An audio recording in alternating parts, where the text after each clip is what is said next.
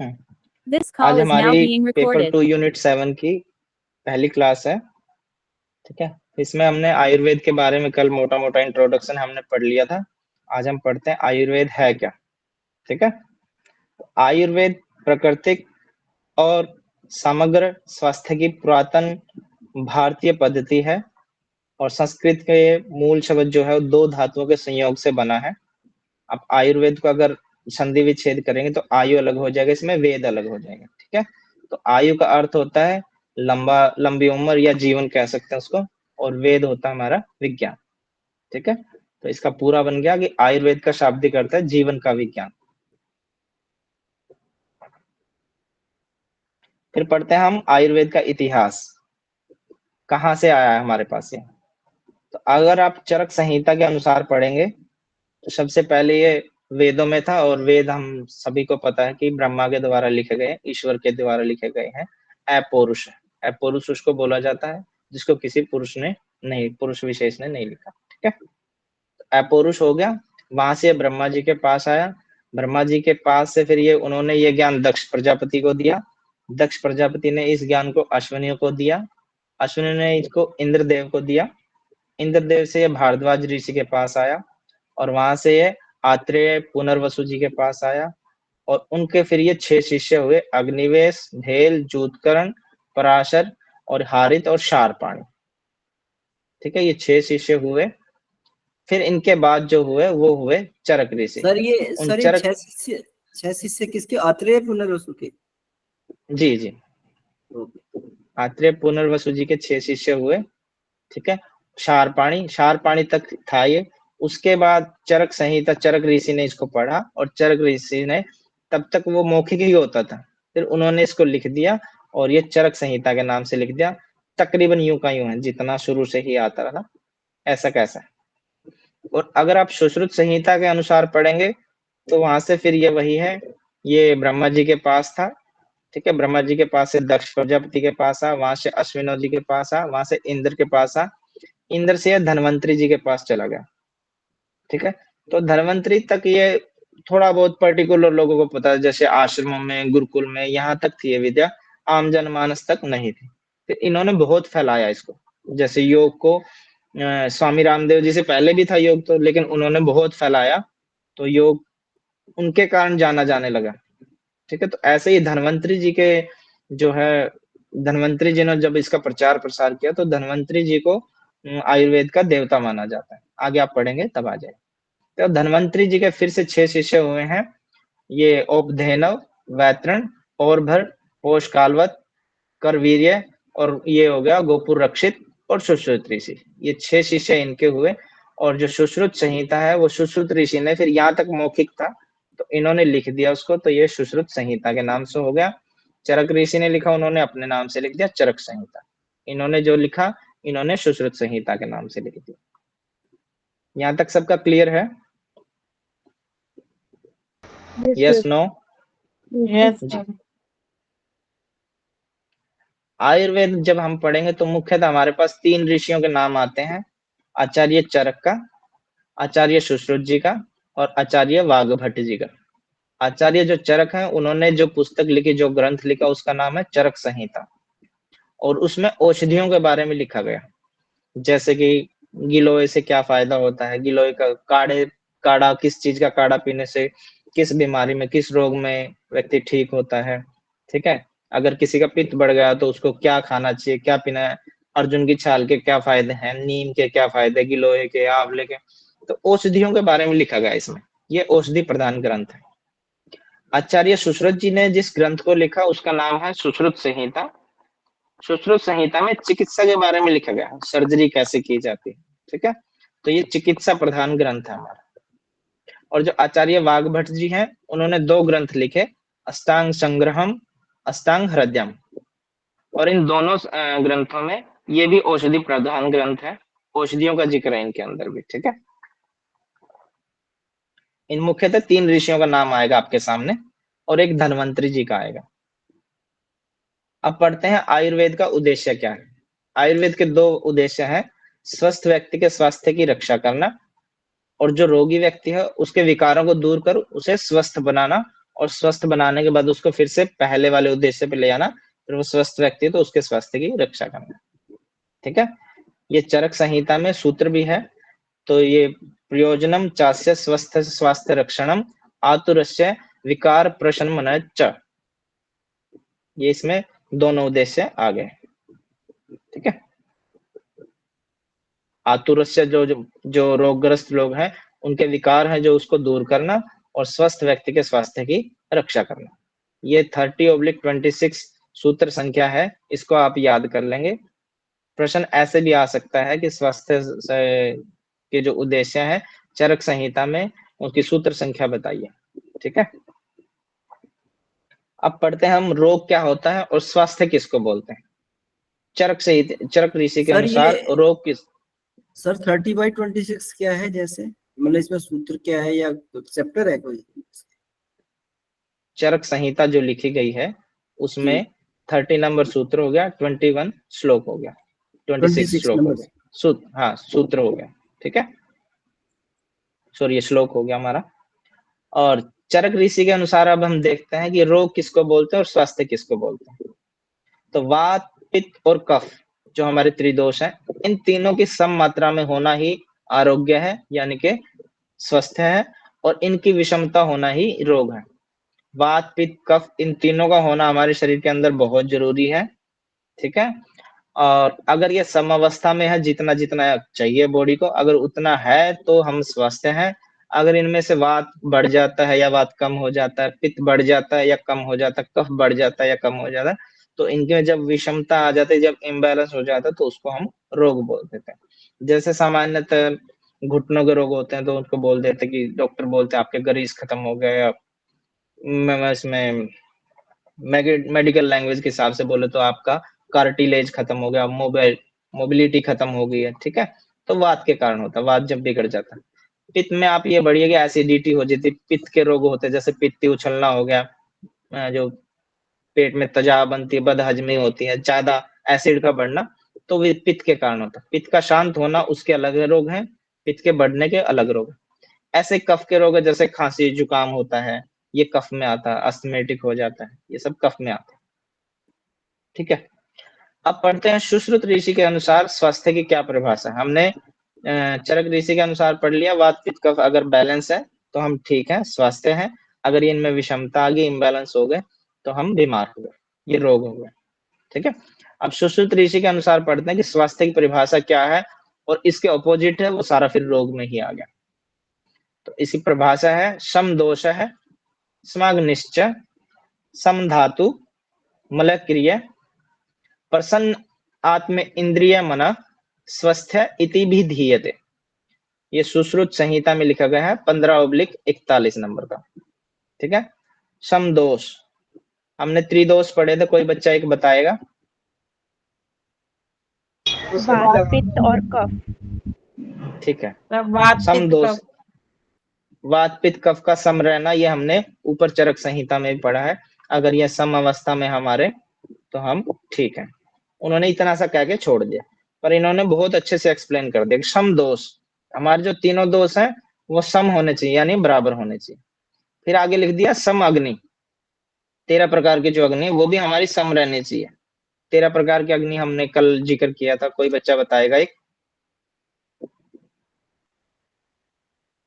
जठराग्नि, सात्वाग्नि, पंचभूताग्नि। ठीक है, एक जठराग्नि, 7 धातु की अग्नि, 7 और 1 8, और 5 हमारे पंच महाभूत उनकी अग्नि, 8 और 5 13, 13 प्रकार की अग्नि, वो भी हमारी सम होनी चाहिए। अग्नि बढ़ेगी ज्यादा, बार बार भूख लगेगी, अग्नि मंद होगी तो भोजन पचेगा नहीं। ठीक है, तो सम दोष, सम अग्नि, सम धातु। धातु हमारी हमने कल जिक्र किया था, आज भी जिक्र किया, कोई बच्चा बताएगा हमारी कितनी धातु होती है और सीक्वेंस में?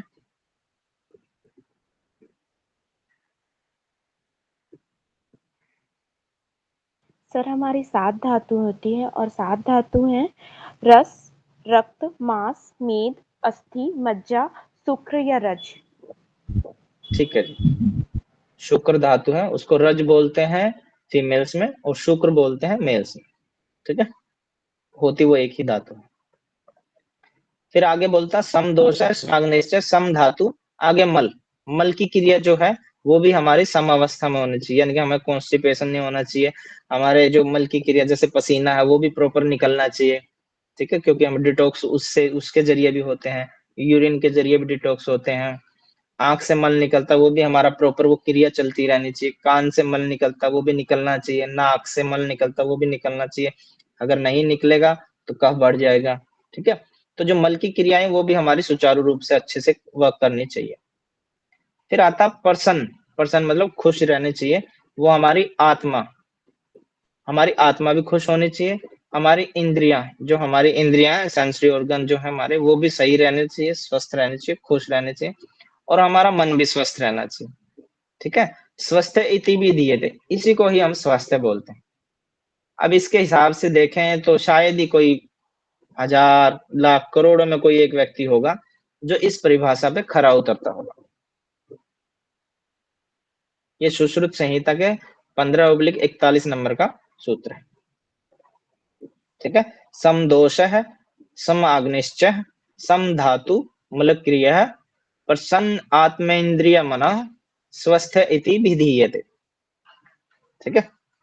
जिसके सभी दोष सममात्रा में हो, सभी अग्नि सममात्रा में हो, धातु जो है वो सममात्रा में हो, कोई बड़ी नहीं होनी चाहिए, कम नहीं होनी चाहिए, मल की जो क्रिया है वो भी सुचारू रूप से चलनी चाहिए, और उनकी सभी क्रियाएं सम हो, और जिसकी आत्मा, इंद्रियां और मन सभी प्रसन्न हो, उसे ही स्वस्थ समझना चाहिए। इसको छोड़ के जो भी है वो सब बीमार है, सब रोगग्रस्त है, रोगी है, ठीक है। ये सुश्रुत संहिता के अनुसार है, सुश्रुत ऋषि के अकॉर्डिंग। फिर हमने पढ़ा था अष्टांग आयुर्वेद। आपने अष्टांग योग सभी ने पढ़ा होगा पतंजलि योग दर्शन में। योग के 8 अंग बता दीजिएगा जरा कोई बच्चा।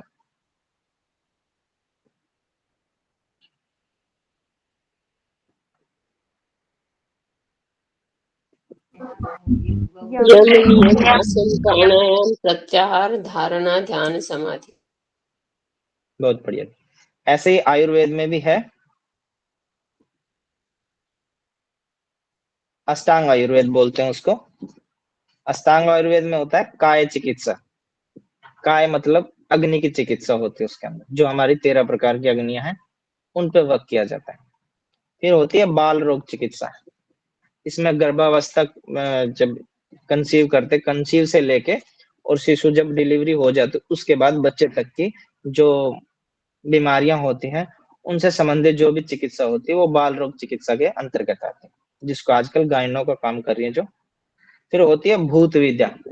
भूत उसको बोलते हैं अगर वो हमारे सामने है तो भूत है, नहीं तो जो ख्वाब ख्याल आते हैं हमें अलग अलग तरह के, मतलब मानसिक रोग को जो बोलते हैं वो बोलते हैं भूत विद्या।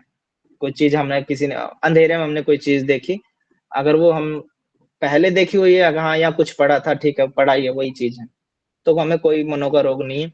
अगर हमारे अंदर डाउट आ गया, हमारे मन में ऐसे तरह तरह के विचार आ गए, तो वो हमारे लिए भूत हो गया, हम उसको भूत मन समझ बैठेंगे, असल में वो चीज कुछ और होती है, भूत होता ही नहीं है, ठीक है। तो आयुर्वेद सरासर बोल रहा है भूत विद्या, भूत नाम की कोई चीज नहीं होती, वो मानसिक रोग होता है। जैसे कि जैसे जिसको बाइपोलर डिसऑर्डर होता है, उनको जो तरह तरह के ख्याल आते हैं ना, उस ख्याल को वो हकीकत समझ बैठते हैं, ठीक है। और सबसे ज्यादा ख्याल उनको अपनों पे आते हैं कि नहीं ये मेरे को कुछ खाने में मिला के दे रहा। वो ख्याल एक बार आ गया तो उस ख्याल को वो हकीकत समझ बैठते हैं, और फिर वो घर का खाना छोड़ देते हैं, डरने लग जाते हैं रोशनी से, अपने घर में अपने आप को अकेला रखते हैं। जैसे अभी पीछे हनी सिंह को हो गया था, ठीक है। तो ये सब मानसिक रोग में होते हैं, इसका ट्रीटमेंट वहां से चलता है। तो आयुर्वेद में इसको भूत विद्या चिकित्सा बोलते हैं, उसके अनुसार मानसिक रोग पे काम किया जाता है। फिर होता है शल्य चिकित्सा या शल्य तंत्र, जिसमें हम सर्जरी से संबंधित चिकित्सा जो की जाती है, जितनी भी सर्जरियां होती हैं वो शल्य चिकित्सा के अंतर्गत आती है। एक होता है शालक्य तंत्र। शालक्य तंत्र में हम समझते हैं जो ईएनटी होते हैं ना, आज के टाइम में ईएनटी डॉक्टर होते हैं, आई नोज थ्रोट वाले, तो मतलब गले से ऊपर की जितनी भी बीमारियां होती हैं उनका जो चिकित्सा की जाती है वो शालक्य तंत्र के अंतर्गत आती है। फिर होता है अगध तंत्र। अगध मतलब विष होता है, जैसे किसी ने बिच्छू ने काट लिया, किसी सांप ने काट लिया, और किसी जहरीले जीव ने काट लिया, मच्छर ने या छिपकली ने, ततैया ने काट लिया आपको, या किसी ने पॉइजन ले लिया, गलती से लिया गया, ठीक है, या किसी ने जबरदस्ती। तो विष की जो चिकित्सा की जाती है वो अगध तंत्र के अंतर्गत है। ऐसे होता है रसायन तंत्र। रसायन मतलब जो हमारे केमिकल होते हैं। तो 7 धातु जो हमारी होती हैं उनकी चिकित्सा, मतलब किसी में धातु की कमी होगी तो उसको कौन सी औषधि दें पर्टिकुलर, जिससे उसकी वो धातु अपने आप को कवर कर सके। ये धातुएं जो होती है ना, साथ ये एक दूसरे पे डिपेंड होती है। जैसे मैं, मेरे पिता, मेरे दादा, अगर मेरे में कमी है तो मैं अपने पिता की तरफ भागूंगा, वहां से अपनी कमी को पूरी करना कोशिश करूंगा। पिता सर ये दादा की तरफ भागेंगे। हेलो, ये सर ये सलाहकार संबंधित में सब क्या बोला था आपने, समझ नहीं पाया। कहाँ सलाखा? ये सालक के तंत्र में है ना, सलाहकार संबंधित। ये ENT जो होते हैं, इसको आप ब्रैकेट में लिख लेना, आप अपने नोट्स बनाएंगे उसमें लिखना। जो गर्दन से ऊपर के, गले से ऊपर के रोग होते हैं, ENT, आई नोज थ्रोट, आंख की, नाक की, कान, जैसे मोतिये का ऑपरेशन होगा, कान के पर्दे का ऑपरेशन होगा, तो ये जो चिकित्साएं की जाती हैं ये इसके अंतर्गत आती है, ठीक है। अगध तंत्र में विष के आ गया, और रसायन तंत्र में हमारी जो 7 धातुएं होती है उनकी चिकित्सा की जाती है। जैसे 7 धातुएं हमारी, रस है, भाई भोजन से रस नहीं बन पा रहा, तो ये पर्टिकुलर कुछ ऐसे रसायन दिए जाते हैं, कुछ औषधियां ऐसी दी जाती हैं, या कुछ खाने का कुछ प्रिकॉशन दी जाती है, कुछ लिक्विड फॉर्म में, या कुछ नाक में डालने की ऐसी चीज दी जाती है जिससे उसकी जो है भोजन से रस लेना शुरू कर दे, ठीक है। या रस के बाद रक्त है, रक्त नहीं बन रहा किसी को, तो उसको वो चीजें पिलाई जाती है, जैसे बोलते हैं कि चना गुड़ खाओ, बथुए का पानी पियो, मेथी का पानी पियो, इनसे आपका खून प्योरीफाई होगा, नया खून। अनार खा लो, चुन्ना अनार के जूस में मिला के पी लो।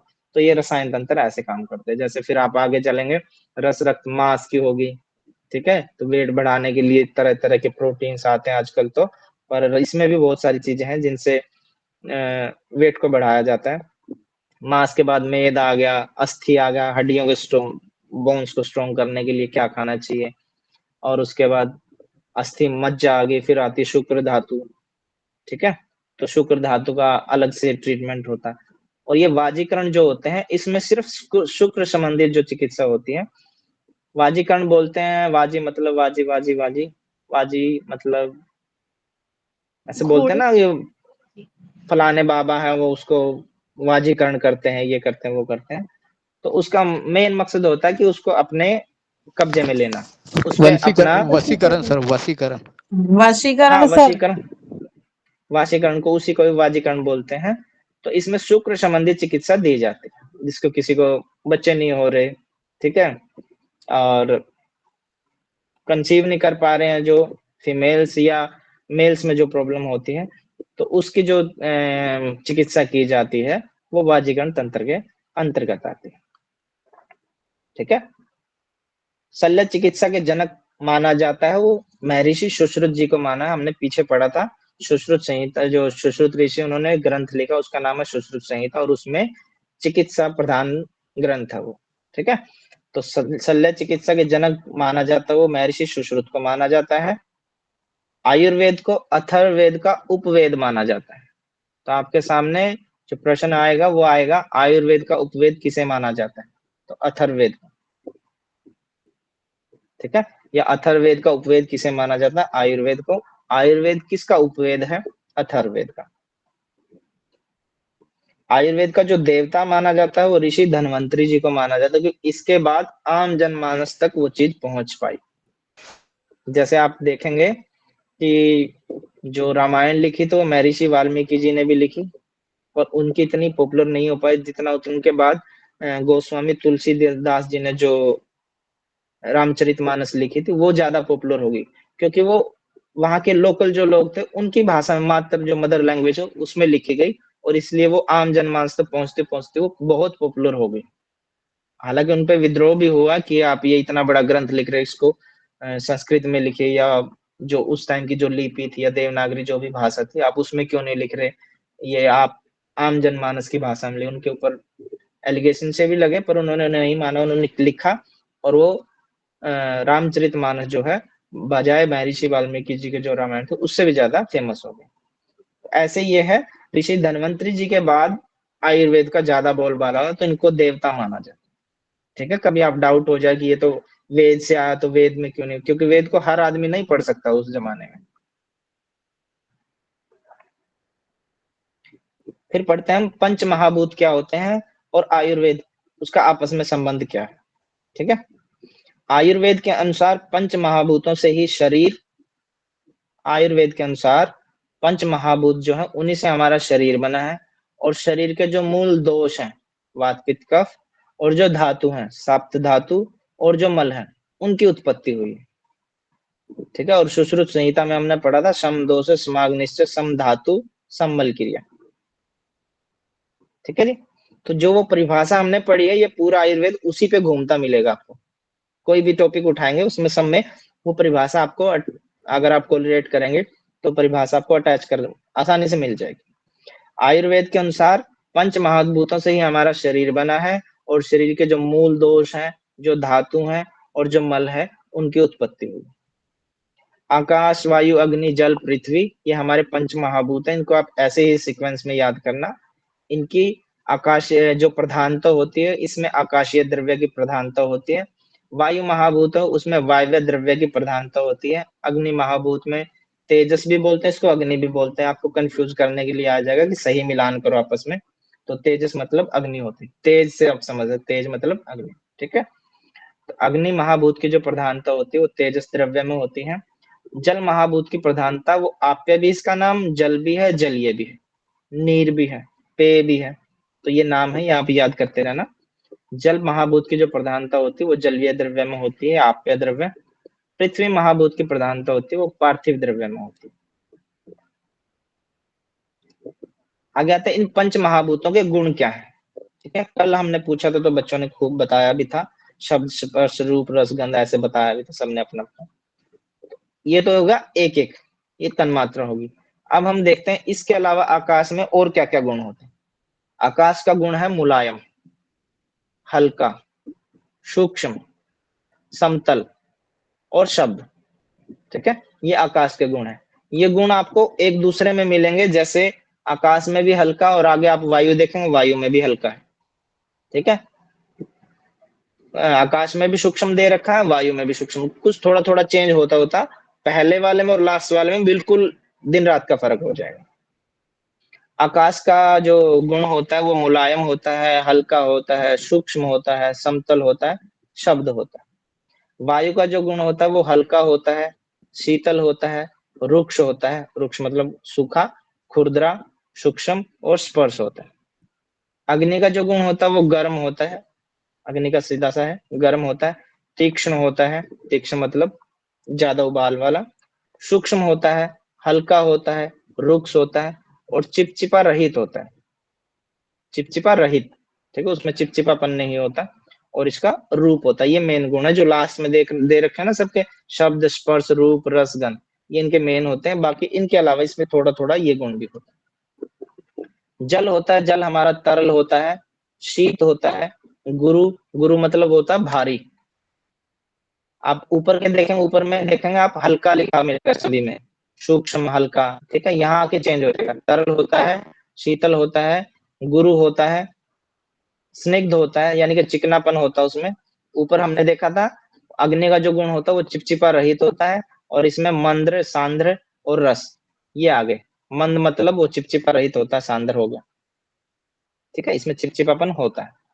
फिर आगे आप पृथ्वी, पृथ्वी का भी गुण भारी होता है, यहाँ मैंने भारी लिख दिया, और जल में जो है मैंने गुरु लिखा था ताकि आप दोनों वर्ड को समझ सके, एक ही वर्ड है, यहाँ गुरु भी लिख सकते हैं, भारी भी लिख सकते हैं। ठीक है, दृढ़ होता है, सख्त होता है, स्थूल होता है, इसका अपोजिट हो गया सूक्ष्म। एक स्थूल हो गया, एक सूक्ष्म हो गया। आप आकाश में देखेंगे, आकाश में सूक्ष्म है, इसमें स्थूल है। वो मुलायम होता है, ये भारी होता है, वो हल्का होता है, ये सख्त होता है, दृढ़ होता है। ठीक है, ये चिपचिपा रहित होता है, ठोस होता है, और इसमें गंध होती है। ये पंच महाभूतों के गुण है, आप याद कर लीजिएगा। क्वेश्चन आपके सामने आएगा, कोई चार आपके महाभूत दे देंगे और चार उनके गुण दे देंगे, आपस में इनका सही मिलान करो। ठीक है, शरीर में विद्यमान तीन दोष होते हैं, सप्त धातु होते हैं, मल होता है, आदि भी पंच महाभूतों के मिश्रण से ही बनते हैं। और ऊपर भी हमने पढ़ा था कि पंच महाभूतों से ही हमारा शरीर, शरीर के मूल, धातु, दोष ये सब मिलते हैं, बनते हैं। फिर पढ़ते हैं त्रिदोष सिद्धांत क्या होता है। ऐसे 3 तत्व जो स्वास्थ्य के आधार स्तंभ है, यहाँ आधार स्तंभ लिख रखा है, उपस्तंभ नहीं लिख रखा है, ठीक है। ऐसे 3 तत्व जो स्वास्थ्य के आधार स्तंभ है तथा अनुचित आहार विहार से दूषित, जब वो अनुचित आहार विहार हम करते हैं, हमारा खाना पीना जब लाइफस्टाइल चेंज हो जाता है, कभी रात के 12 बजे खा रहे हैं, कभी 2 बजे खा रहे हैं हम खाना, कभी ना ब्रेकफास्ट किया ना लंच किया, हमारा लाइफस्टाइल ही ऐसा है, ठीक है। जब हमारा लाइफस्टाइल बिगड़ जाता है तो आहार विहार जो है वो दूषित हो जाता है और जो रोग है वो पैदा कर देता है। यही त्रिदोष कहलाते हैं, ठीक है। जब हमारा लाइफस्टाइल चेंज होता है उसकी वजह से जो हम खाना खा रहे हैं, खाने से जो हमारा वात पित्त कफ है वो गड़बड़ा जाता है, उसी को ही त्रिदोष कहलाते हैं। और ये दोष इसीलिए है, दोष शब्द इसलिए जुड़ा है क्योंकि ये सीमा से अधिक बढ़ने पर या सीमा से घटने पर ये समय दूषित हो जाते हैं और धातुओं को भी दूषित कर, जो हमारी 7 धातुएं फिर उन पे इम्पैक्ट डालते हैं और जिसके कारण फिर ये दोष कहलाते हैं। अदरवाइज अगर ये सुचारू रूप से अपना काम करे और बैलेंस रहे तो ये दोष, कहने में दोष आते पर ये रहते बैलेंस रहते हैं।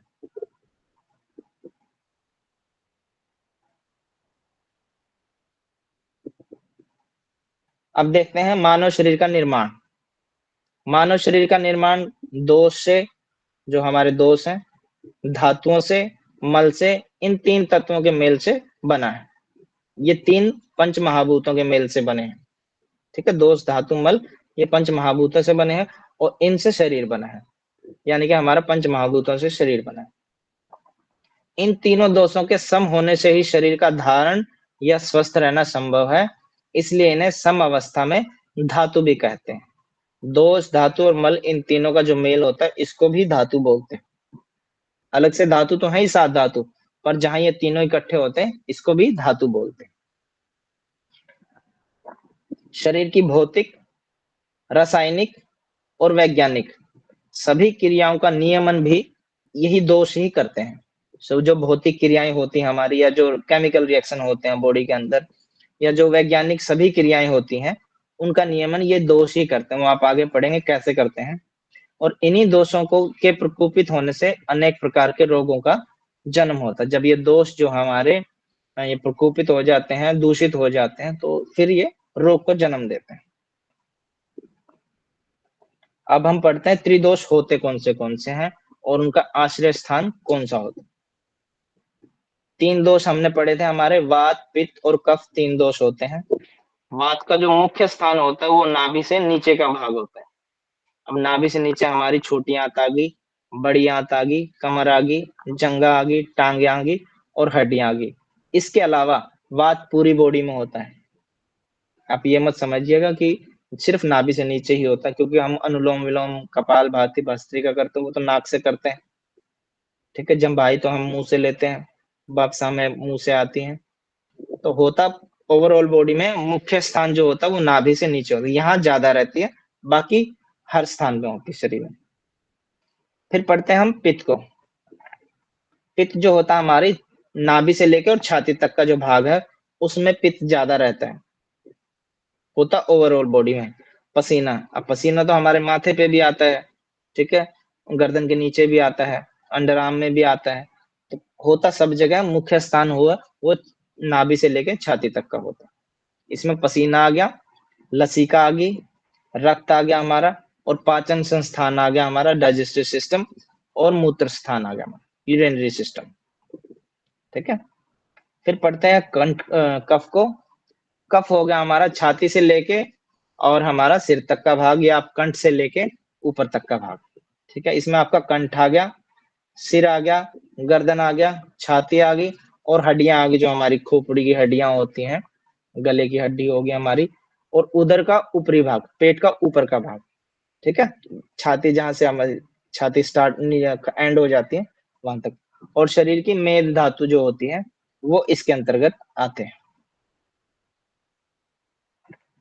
अब पढ़ते हैं त्रिदोष से रोग कौन से होते हैं, कितने प्रकार के रोग होते हैं। वात जो होता है अकेले वात के इम्बैलेंस होने से, उसके प्रकोपित होने से 80 प्रकार के रोग होते हैं। ये क्वेश्चन आया हुआ है पहले भी, आप इसका ध्यान रखिएगा। पित्त से 40 प्रकार के रोग होते हैं और कफ से 20 प्रकार के रोग होते हैं। तो कोई बच्चा मुझे बताएगा इनमें से सबसे ज्यादा किस प्रकृति का व्यक्ति वो स्वस्थ होगा? सर कफ।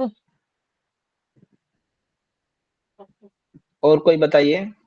सर जब धातु सम होंगे तभी व्यक्ति स्वस्थ होगा ना?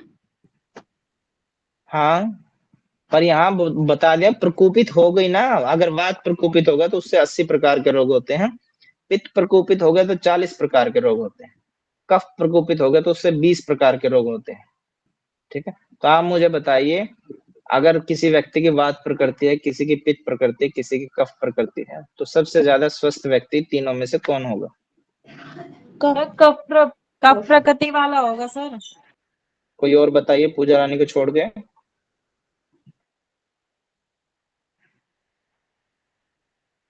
सर मे भी पित्त वाला होगा, क्योंकि उसका तो हम तुरंत ट्रीटमेंट कर सकते हैं।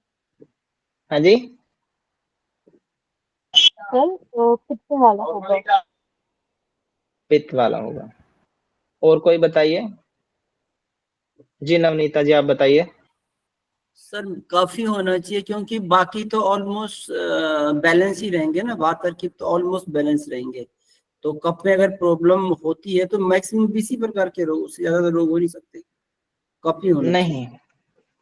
नहीं, आप ये भूल जाइए कि 3 प्रकार के रोग होते, सॉरी, जो प्रकृति होती है वो 3 प्रकार की, मैंने बताया ना, वो पेयर में भी होती है।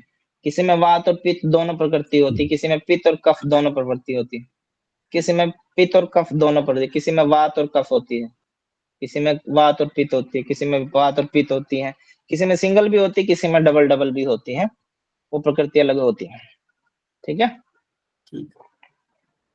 तो आप मुझे बताओ, उनको छोड़ दीजिए, वो आगे की बातें हैं। आप ये बताइए, वात प्रकार का एक व्यक्ति है, उसको 80 प्रकार के रोग होते हैं अगर उसका वात इम्बैलेंस होता है तो।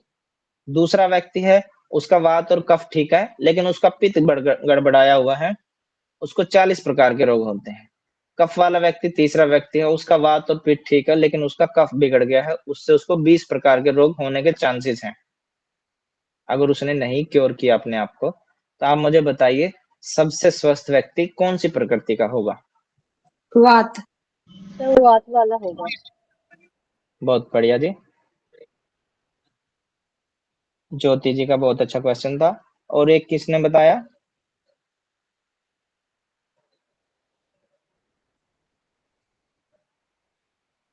लावी जाने।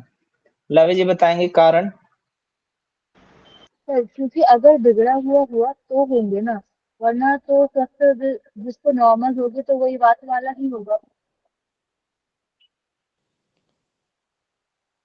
क्योंकि बात में भी मेजर इश्यूज नहीं रहते, बॉडी पेन्स होते हैं, जॉइंट्स पेन होते हैं, नहीं, लेकिन मेरा अगर क्वेश्चन समझिए, मेरा क्वेश्चन समझिए। 3 व्यक्ति हैं, एक का वात बिगड़ा हुआ है। हाँ जी, अगर नॉर्मल बात भी रहती ठीक है, पेज शुरू को से छोटा कितना कीजिए समझ सर, एक आया। बार जूम कीजिए ठीक है। नीचे सर, नीचे थोड़ा सा।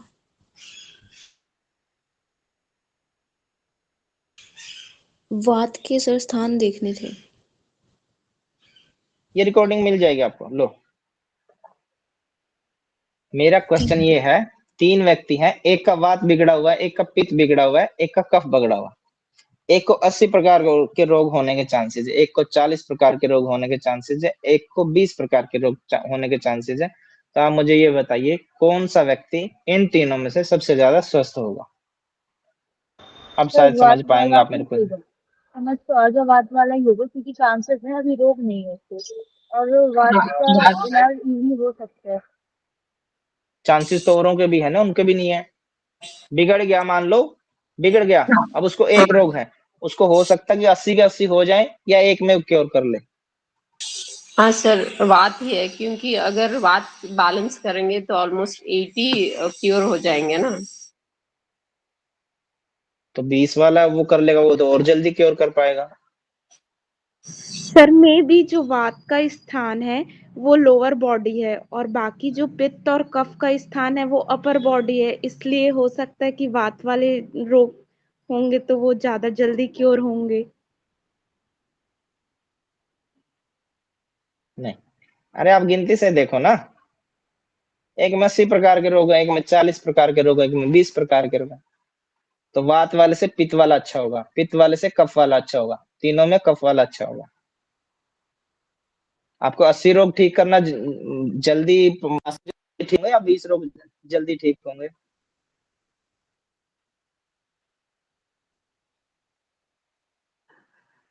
चलिए आगे आपका डाउट क्लियर हो जाएगा जब इनके बारे में डिटेल से पढ़ेंगे। आप आगे पढ़ते हैं हम त्रिदोष, वात पित्त कफ तो सर और हमने पंचम। काफी तो बोला था। बोला तो सर, कंफर्म तो नहीं था ना आपका,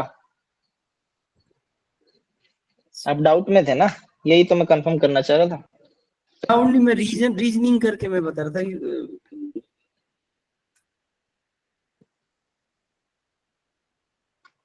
एक मिनट से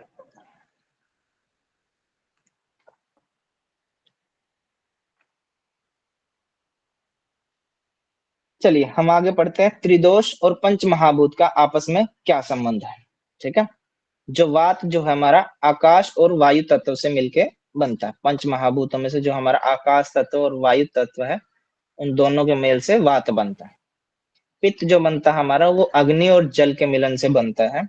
और कफ जो होता है वो हमारा जल और पृथ्वी के मिलन से बनता है। ठीक है, पृथ्वी तत्व और जल तत्व के मिलने से कफ बनता है। और अगर आप इनका ट्रीटमेंट भी लेंगे तो आपको वही तरीके अपनाने पड़ेंगे कि आप जल चिकित्सा से कफ जल्दी निकल, जैसे आप जल नेति करते हो उससे भी निकलता है, कुंजल क्रिया करते हो उससे भी कफ निकलता है। ठीक है, और जल की जितनी भी क्रियाएं होती हैं, स्टीम लेना, उससे भी कफ निकलता है।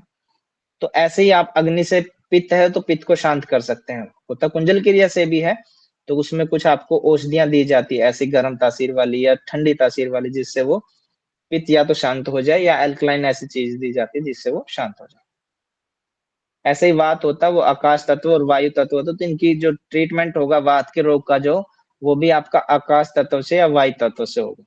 ठीक है, वात वाले रोग को उपवास देके, उपवास मतलब खालिस्तान यानी कि आकाश, या वायु तत्व से, वायु मतलब उसको प्राणायाम बढ़ाएंगे उसके। ठीक है, तो उनसे उसका ठीक होने के चांसेस बनते हैं। अब पढ़ते हैं वात होता क्या है। इस पेज को कवर कर लेते हैं हम, ठीक है, बाकी कल करेंगे। वात या वायु, ये दोनों शब्द ही संस्कृत के वा गति गंध नहो धातु से बने हैं। इसके अनुसार जो तत्व शरीर में गति उत्पन्न करे वह वात कहलाता है। ठीक है, वात के बिना दूसरे दोष, दूसरे कौन से, जो पित्त और कफ रह गया, वो पंगु है। पंगु होता है, लंगड़े को बोल देते हैं, हैंडीकैप हो गया। यानी कि अगर वात नहीं है तो पित्त अपनी जगह ही पड़ा रहेगा। पित्त को लेके जाने का जो काम करता है, ऑर्गन तक लेके जाता जो है, वो वात के थ्रू होता है। कफ जो है वो अपनी जगह पड़ा रहेगा। कफ हमने अगर कुंजल क्रिया के थ्रू बाहर करना तो वात के साथ ही वो बाहर आएगा। कफ को हमने अगर ऊपर लेके जाना या नीचे कहीं भी हमने मतलब बॉडी उस ऑर्गन के पास लेके जाएगी तो वो वात लेके जाएगा, न कि पित्त लेके। न कफ अपने आप जा सकता, ना उसको पित्त लेके जा सकता। इसलिए आपके सामने जो क्वेश्चन आएगा कि पित्त और कफ को किसके बिना पंगु है, ऐसे भी आ सकता है, या वात के जो वात है उसका ऐसा स्पेशलिटी क्या है कि वो उनके द्वारा दोनों के दोनों पंगु हो जाते हैं, तो उसमें आगे कि वो गति उत्पन्न करता है। ठीक है, ये सिर्फ इसी का ही गुण है, बाकी के गुण पढ़ेंगे ना पित्त के और कफ के, उसमें नहीं आएगा ये। क्योंकि वात ही इन दोषों तथा मलों को अपने अपने स्थान पर स्थिर रखता है और आवश्यकता पड़ने पर अन्यंत जो हमारा जो ऑर्गन है, जो हमारे अंग है, वहां तक पहुंचाता है। आयुर्वेद के अनुसार शरीर में सभी प्रकार के रोगों का जो है मूल कारण जो है वो वात का प्रकोपित होना है। ठीक है, जो कफ के रोग होंगे वो भी उनका मूल कारण वात ही होता है। पित्त के रोग होंगे उनका भी मूल कारण वात ही होता है। और वात जो शरीर में गति उत्पन्न करता है, इसकी गति रुक गई तो ना तो पित्त अपने ऑर्गन तक पहुंच पाता, ना कफ, तो वो भी पंगु हो जाते, वो अपने लंगड़े हो गए, क्योंकि वो लेके जाने का काम तो उसका था। वो लेके नहीं जा रहा, वो खुद बैठ गया है। तो आयुर्वेद के अनुसार शरीर में जितने भी प्रकार के रोग होते हैं, उनका मूल कारण जो होता है वात का प्रकोपित होना होता है, या तो बढ़ गया या घट गया। ठीक है, इसलिए जब भी आप किसी वैद्य के पास जाते हो तो सबसे पहले आपको एक छोटी सी टैबलेट देता है जिससे लूज मोशन हो, आपका पेट क्लियर हो, ताकि आपको गैस्ट्रिक प्रॉब्लम है या आपका जो डाइजेस्टिव ट्रैक है वो क्लीन हो जाए, आपका वात है वो बैलेंस में आए। सबसे पहले यही काम करते हैं, जितने भी आप देखेंगे जितने भी वैद्य होते हैं वो सब के सब यही काम करते हैं। उसके बाद आपको कुछ प्रिकॉशन दी जाती है, आपको ये नहीं खाना, सिर्फ यही खाना है, ये नहीं पीना, सिर्फ यही पीना है, और इतने दिन का बीच बीच में उपवास करना। नर्वस सिस्टम, ऊपर भी हमने पढ़ा ना, वात जो है गति उत्पन्न करता है और नर्वस सिस्टम में वात का चलना होता है। तो नर्वस सिस्टम की जितनी भी क्रियाएं हैं उनका सभी का नियंत्रण भी वात से ही होता है। जो मैसेज लेके जाता है वापस लेके आता है, सिग्नल का जो काम करता है हमारा, वो नर्वस सिस्टम का जो जितना भी होता है वो वात के थ्रू होता है। इसलिए वात सबसे मेन है, इसलिए वात से 80 प्रकार के रोग होते हैं। वात का विशेष गुण है जिसको योग वाहिता कहा जाता है। सारिका जी म्यूट कर लीजिए, आप बाद में पूछना, थोड़ा सा रह गया बस।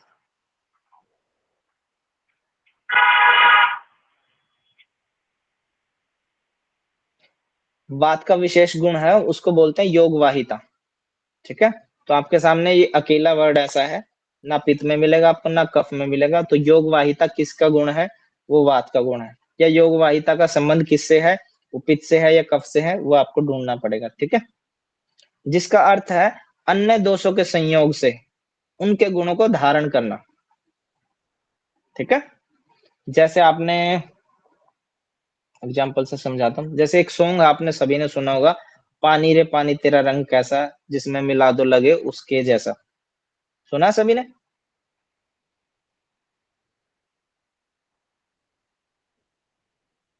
यस और सुना नो? है सर, सुना है सर, सुना हाँ, है। और आपने जब साइंस पढ़ते थे हम 8th 9th क्लास में 10th क्लास में, तो पानी के बारे में पढ़ते थे, वो रंगहीन होता है, स्वादहीन होता है, उसका खुद का कोई गुण नहीं, ना उसका कोई रंग होता है ना उसका कोई स्वाद होता है। ठीक है, तो ऐसे ही है, पानी में जिसके साथ मिला, नमक के साथ मिला दो वो नमक का गुण लेता, वो नमकीन बन जाता, चीनी के साथ मिला दो चीनी का गुण, वो मीठा बन जाता था, खारे के साथ खारा, खट्टे के साथ खट्टा, तीखे के साथ तीखा। पानी को जिसमें मिला दो पानी उसका रूप ले लेता है। ऐसे ही ये बात है। ठीक है, वात का विशेष गुण है ये, इसीलिए इसको योग वाहिता बोला गया है। योग वाहिता का मतलब यही होता है कि वात अगर पित्त के साथ मिलेगा तो पित्त वाला काम करने लग जाएगा, और कफ के साथ मिलेगा तो कफ वाला काम करने लग जाएगा। अन्य दोषों के संयोग से, उनके साथ जुड़ने से उनके गुणों को धारण करना। ठीक है, इस प्रकार जब वात पित्त दोष के से संयोग करता है तो उसमें दाह, दाह मतलब जलन, उष्णता, गर्मी आदि पित्त के गुण आ जाते हैं। और इसी प्रकार जब वात कफ दोष से संयोग करता है तो उसमें शीतलता, क्लेदनता, गीलापन आदि गुण आ जाते हैं। ठीक है, आज हम इतना ही पढ़ते हैं, बाकी का कल पढ़ेंगे। इसको लेके किसी बच्चे का कोई डाउट हो तो आप मुझे बताइए, कुछ समझ में नहीं आया हो, कुछ दोबारा से बताना हो, आपको समझाना हो, नहीं तो फिर मैं थोड़ा सा क्वेश्चन पूछूंगा आपको, 5-7 मिनट का क्वेश्चन होगा।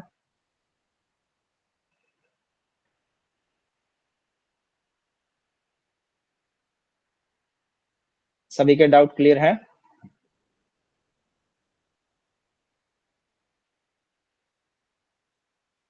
Yes no? एक बार सर रिकॉर्डिंग देखेंगे, उसके बाद जो डाउट होगा वो कल क्लियर कर लेंगे।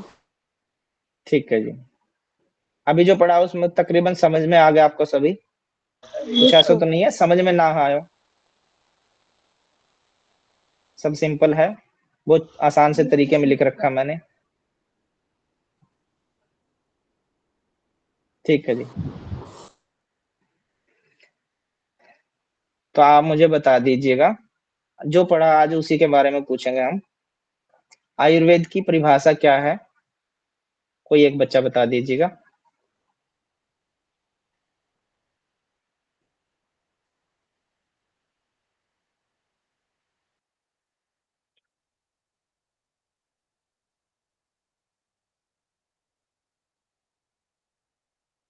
है किसी स्टूडेंट को याद?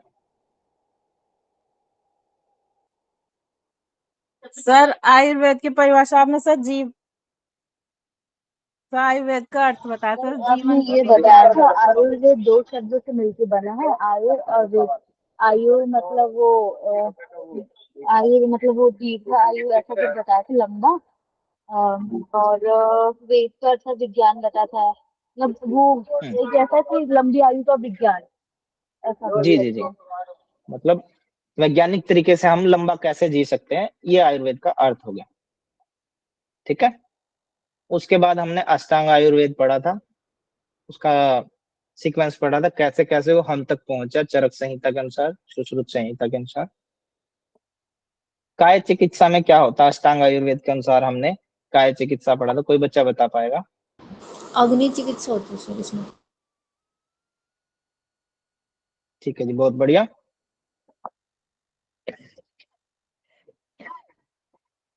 सॉरी,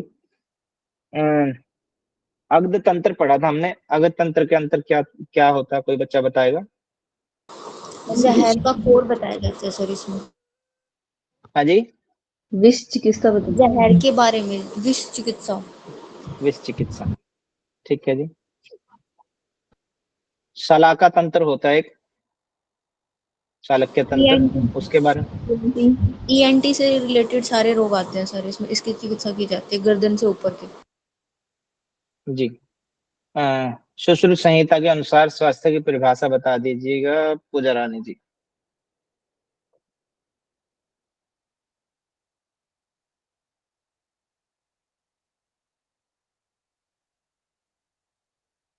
सर अभी मतलब रिकॉर्डिंग में देंगे सर, कल बता देंगे अरे सर, अभी एक तो एक चीज ध्यान इतने नहीं अच्छे माना से सर। पढ़ाई अब। हाँ सर पढ़ाई है आपने सर, कल क्लियर करके बता दूँ ना। सर इसमें सब 200 को अग्नियों को और धातुओं को सम्मिलित किया गया है। इसमें प्रसन्नता और आत्मा की इंद्रियों का बताया गया है। इसके अलावा जो भी कुछ है वो आदमी स्वस्थ नहीं है। सीमा चौधरी जी बताएंगे। सर इसमें सम अग्नि, सम धातु, मल क्रिया, इन सब के बारे में बताया है कि ये जब स्वस्थ रहते हैं तो इंद्रियां प्रसन्न हो जाती हैं। मैं परिभाषा पूछ रहा हूँ, पूरी परिभाषा कौन बच्चा बता सकता है? तो नहीं याद है सर। जी ज्योति जी बताइए। समदोष समाग्निश्च समधातु मलक्रिया प्रसन्नात्मेन्द्रिय स्वस्थ इति ते ध्येते। ठीक है जी, ये सुश्रुत संहिता के कौन सी सूत्र संख्या, कोई बच्चा बता पाएगा? 15 सर। 15/41। 41। ठीक है, बहुत बढ़िया जी। उसके बाद हमने पढ़ा था त्रिदोष, त्रिदोष होते हैं वात पित्त कफ। उसके बाद हमने पढ़ा था योग वाहिता, योग वाहिता का क्या अर्थ होता है हमें बताएंगे? वेट,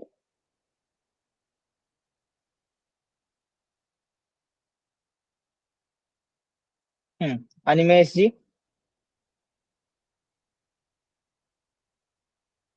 हाँ जी भैया बताइए। बताना तो आपने है जी, योग थोड़ा वाहिता गाड़ी किसे चला रहा बोलते था। हैं? ठीक है जी, क्या चलाइए भैया? आप गाड़ी, गाड़ी चलाइए जी, गाड़ी चलाइए।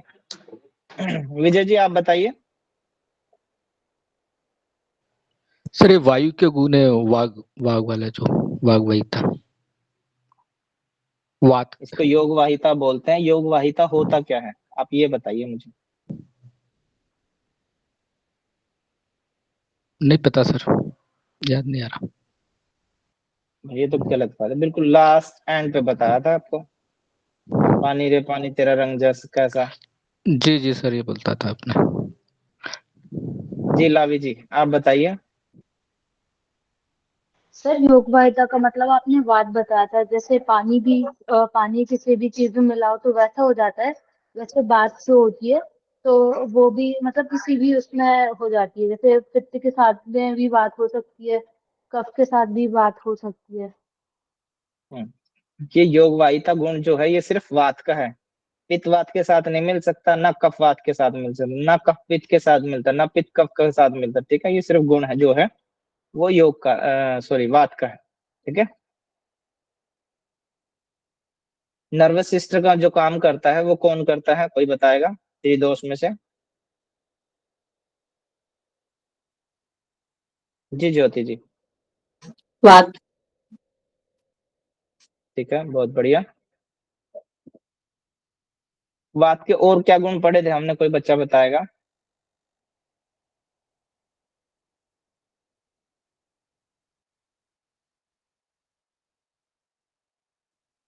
वात के गुण?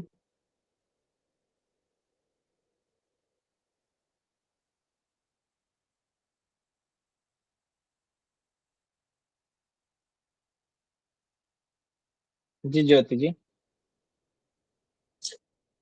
वात शरीर में गति और उत्साह उत्पन्न करता है और ठीक है। उसके वही सब रोगों का मूल कारण है। उसके बिना कफ एंड पित्त। पित्त हाँ पंगु है, आई मीन। ठीक